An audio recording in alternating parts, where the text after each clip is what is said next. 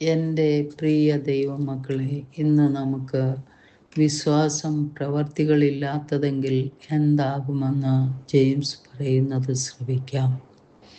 James 2:17 അങ്ങനെ വിശ്വാസവും പ്രവർത്തികളില്ലാത്തതാകിയാൽ സ്വതവേ നിർജീവമാകുന്നു. വിശ്വാസവും പ്രവൃത്തിയും തമ്മിലുള്ള ബന്ധത്തെക്കുറിച്ചുള്ള വിശാലമായ ചർച്ചയുടെ ഭാഗമാണ് ഈ വാക്യം. ജെയിംസ് വിശ്വാസത്തെക്കുറിച്ചുള്ള ഒരു തെറ്റിദ്ധാരണയെ അഭിസംബോധന ചെയ്യുന്നു. പ്രവർത്തനരഹിതമായ വിശ്വാസം രക്ഷയ്ക്ക് മതിയല്ല എന്നും യഥാർത്ഥ വിശ്വാസം പ്രവൃത്തികളിലൂടെ പ്രകടമാകണമെന്നും അദ്ദേഹം വാദിക്കുന്നു.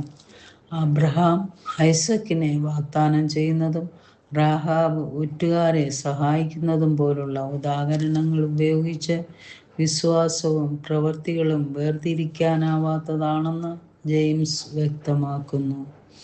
വിശ്വാസത്തിലൂടെയുള്ള കൃപയാൽ രക്ഷയായിരിക്കുമ്പോൾ ജെയിംസ് ആ വിശ്വാസത്തിൻ്റെ തെളിവുകളിൽ ശ്രദ്ധ കേന്ദ്രീകരിക്കുന്നു.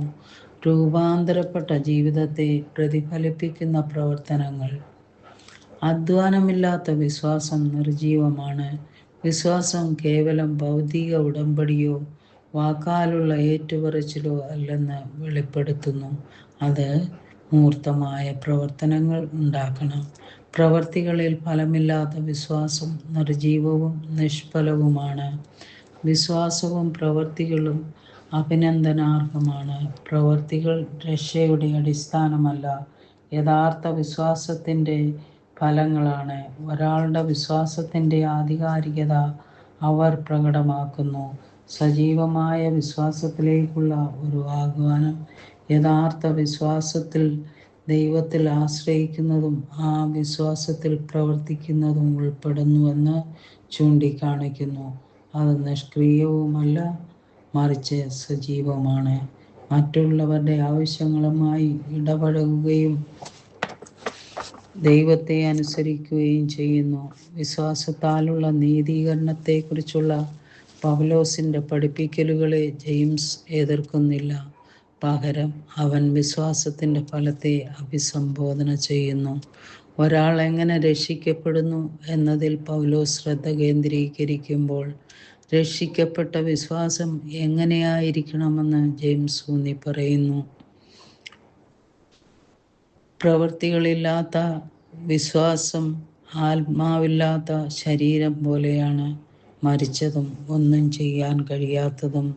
ഒരു ജീവനുള്ള വിശ്വാസം സ്വാഭാവികമായും ദൈവത്തിൻ്റെ സ്വഭാവത്തിനും ഇച്ഛയ്ക്കും അനുസൃതമായ പ്രവൃത്തികൾ ഉണ്ടാക്കുന്നു. നമ്മുടെ വിശ്വാസം സജീവമാണോ എന്നും സത്പ്രവൃത്തികൾ ഉൽപ്പാദിപ്പിക്കുന്നുണ്ടോ എന്നും ചിന്തിച്ചുകൊണ്ട് നാം നമ്മുടെ വിശ്വാസം പരിശോധിക്കണം.